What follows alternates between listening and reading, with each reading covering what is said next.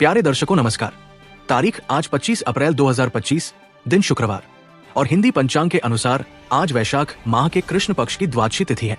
तो आइए नजर डालते हैं आज के मुख्य समाचार में उत्तराखंड की तमाम बड़ी खबरों पर। तो चलिए शुरू करते हैं। आतंकवाद पर जीरो टॉलरेंस की नीति, सिंधु जल संधि पर रोक से पाकिस्तान को करारा जवाब। मुख्यमंत्री पुष्कर सिंह धामी ने जम्मू कश्मीर के पहलगाम में हुई आतंकी घटना को निंदनीय बताया और कहा कि केंद्र सरकार की जीरो टॉलरेंस नीति अब केवल शब्द नहीं बल्कि ठोस कार्रवाई बन चुकी है। उन्होंने बताया कि सीसीएस बैठक में लिए गए ऐतिहासिक निर्णयों के बाद अब केंद्र सरकार ने सिंधु जल संधि पर रोक लगाकर पाकिस्तान को स्पष्ट संदेश दे दिया है कि खून और पानी अब साथ नहीं बहेंगे। अटारी बॉर्डर चेक पोस्ट को बंद करना और अन्य सख्त फैसले भी इसी नीति का हिस्सा है। ये निर्णय भारत की कूटनीतिक और राष्ट्रीय सुरक्षा नीति की दिशा में बड़ा कदम माना जा रहा है।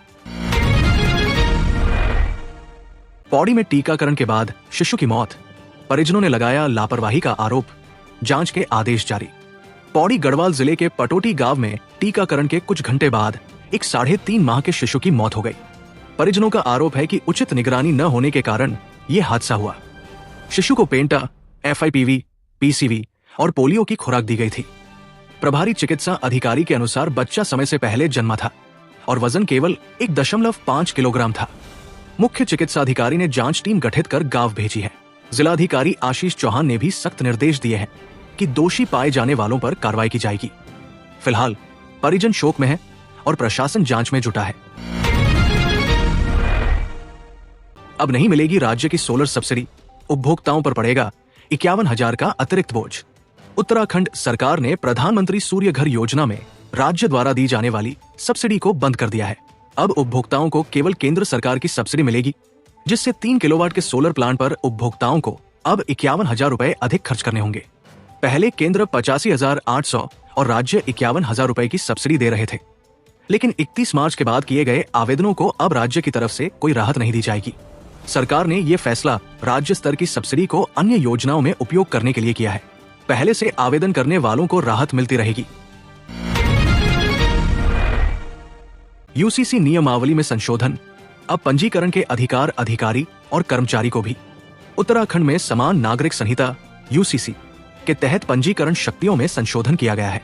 अब ग्रामीण क्षेत्रों में केवल ग्राम पंचायत विकास अधिकारी ही नहीं बल्कि राज्य सरकार द्वारा नामित अधिकारी और कर्मचारी भी पंजीकरण कर सकेंगे। नियम 4 के उपनियम 3 के खंड में ये बदलाव किया गया है। साथ ही अधिवक्ताओं की मांग के अनुसार सब रजिस्ट्रार को भी पूर्ववत शक्तियां प्रदान की गई है, जिससे उनके कार्यों में बाधा न आए। ये संशोधन रजिस्ट्रीकरण अधिनियम 1908 के प्रावधानों के आधार पर किया गया है। इससे अब पंजीकरण प्रक्रिया और अधिक व्यवस्थित व सुलभ होगी। पहलगाम से लौटे चौहान परिवार ने सुनाई आप बीती। आतंकी हमले के वक्त थी पूरी दहशत। कश्मीर यात्रा पर गया देहरादून निवासी चौहान परिवार उस स्थान पर जाने ही वाला था जहां आतंकी हमला हुआ। घटना के तुरंत बाद वे होटल लौटे और पूरी रात भय के साए में बिताई। संयुक्त निदेशक KS चौहान ने बताया कि मुख्यमंत्री पुष्कर सिंह धामी ने देर रात फोन कर उनका हालचाल जाना और हर संभव मदद का आश्वासन दिया। उन्होंने बताया कि कश्मीर की यात्रा के दौरान कहीं भी असुरक्षा का एहसास नहीं हुआ था और सुरक्षा व्यवस्था कड़ी थी। चौहान का कहना है कि आतंकियों ने सीधे सीधे कश्मीर की पर्यटन व्यवस्था और स्थानीय रोजगार पर हमला किया है, जिससे घाटी में डर और आर्थिक चिंता का माहौल बन गया है। उत्तराखंड डिजिटल स्वास्थ्य सेवा में अव्वल, आभा ID से स्वास्थ्य रिकॉर्ड लिंकेज में देश में दूसरा स्थान। उत्तराखंड ने आयुष्मान भारत डिजिटल मिशन के तहत आभा ID से स्वास्थ्य रिकॉर्ड लिंकेज में देश भर में दूसरा स्थान हासिल किया है।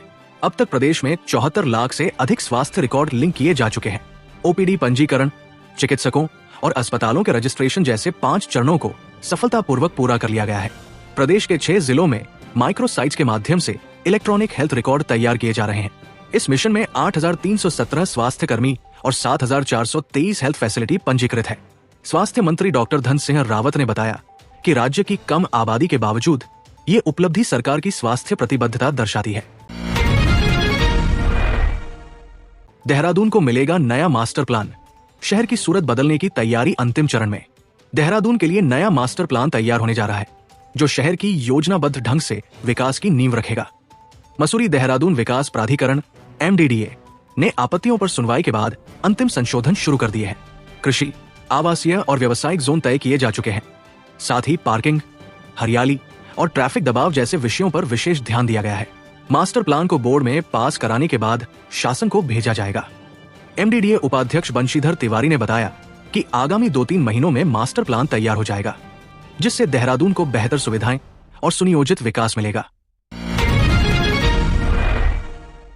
फर्जी सीबीआई अफसर ने बुजुर्ग को डराया, डिजिटल अरेस्ट कर ठगे 7 लाख। पुलिस ने 2 आरोपी दबोचे।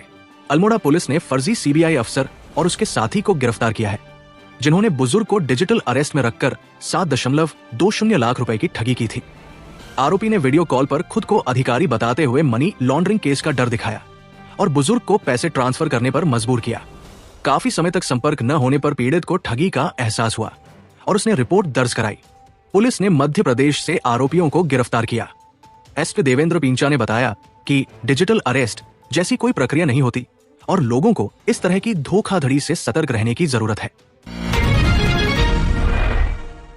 चारधाम यात्रा से पहले बड़ा आपदा रिहर्सल, हेलीकॉप्टर क्रैश से लेकर भूकंप तक की mock drill.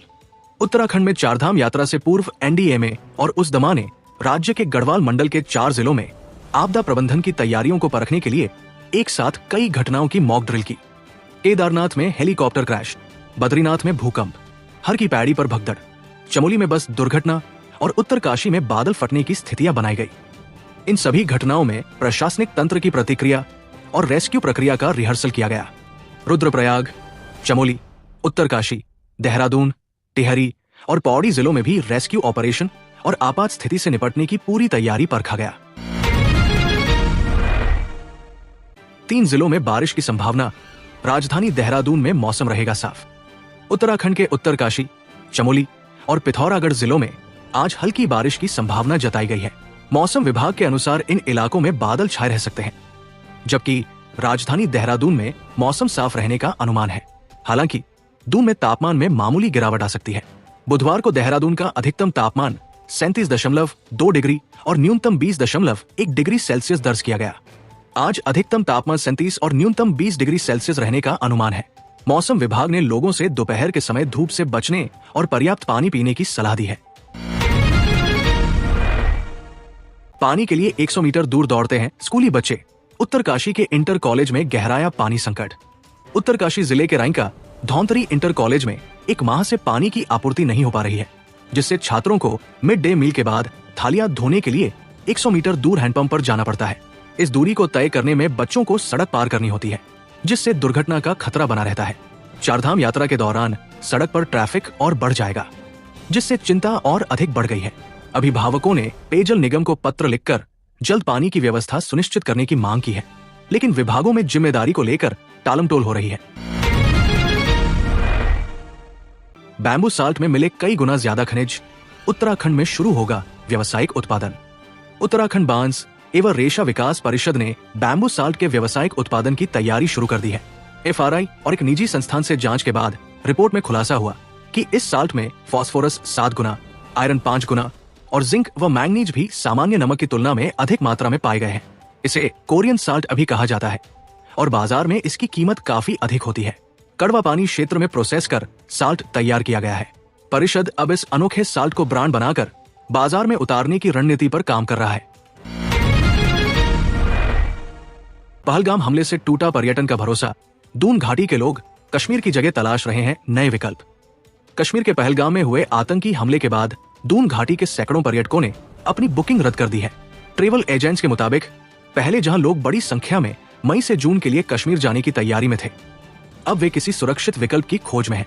International air transport association के अनुसार दून से कश्मीर के लिए बुक की गई 35 में से सभी बुकिंग बुधवार को रद्द हो गई।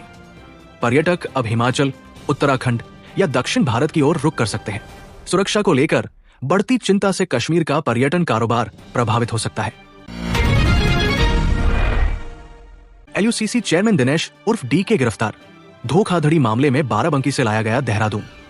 एलयूसीसी कंपनी के चेयरमैन दिनेश उर्फ डीके को धोखाधड़ी के आरोप में पौड़ी पुलिस ने वारंट बी पर बाराबंकी से गिरफ्तार कर देहरादून लाया है। एसएसपी पौड़ी लोकेश्वर सिंह के अनुसार आरोपी के खिलाफ उत्तराखंड के कई जिलों और सीबीसीआईडी में मामले दर्ज हैं। आरोपी ने पूछताछ में बताया कि वो एलयूसीसी का चेयरमैन था और कई राज्यों में कंपनी की शाखाएं खोली थी। इस केस में पहले से जेल में बंद अन्य आरोपी भी शामिल हैं। मुख्य आरोपी समीर अग्रवाल अभी दुबई में है। पुलिस अब इन सभी की संपत्ति की जांच और जब्ती की प्रक्रिया में जुट गई है। प्यारे दर्शकों, ये थी आज की प्रमुख खबरें। हम फिर हाजिर होंगे कल सुबह कुछ नई खबरों और अपडेट्स के साथ। तब तक के लिए नमस्कार।